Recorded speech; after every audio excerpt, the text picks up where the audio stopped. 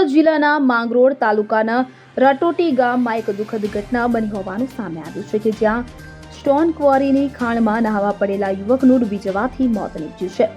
રટોટી ગામના રહેવાસી 40 વર્ષીય રસિકભાઈ રવજીભાઈ ચૌધરી તેમના બે મિત્ર અંકિતભાઈ ગિરીશભાઈ ચૌધરી અને કલ્પેશભાઈ જીતેન્દ્રભાઈ ચૌધરી સાથે ગામની સીમમાં આવેલી સ્ટોન ક્વોરીની ખાણમાં નહાવા ગયા હતા કે જ્યારે તેમના બે મિત્ર ખાણમાં નીચે ઉતરીને નાહી રહ્યા હતા તે દરમિયાન રસિકભાઈએ ક્વોરીના ઉપરના ભાગેથી કપડાં ઉતારી 40 થી 50 ફૂટની ઊંચાઈથી પાણીમાં કૂદકો માર્યો હતો, પરંતુ તેઓ પાણીમાંથી બહાર ન આવતા તેમના મિત્ર અંકિતભાઈ તાત્કાલિક પોલીસને જાણ કરી કે જેમણે ફાયર વિભાગની ટીમને ઘટના સ્થળે મોકલી આપી હતી.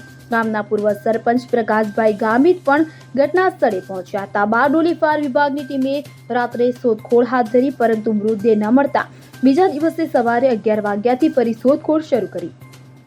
કલાકોની મહેનત બાદ ફાયર વિભાગની ટીમ રસિકભાઈનો મૃતદેહ શોધી કાઢ્યો. આ ઘટનાએ સમગ્ર વિસ્તારમાં શોકની લાગણી ફેલાવી છે. Bureau report CN24 news. હવે જુઓ દેશ દુનિયાની તમામ ખબરો તમારી આંગળીના ટેરવે. ઉઠાવો મોબાઈલ અને Google Play Store પરથી ડાઉનલોડ કરો અમારી CN24 ન્યૂઝ મોબાઈલ એપ.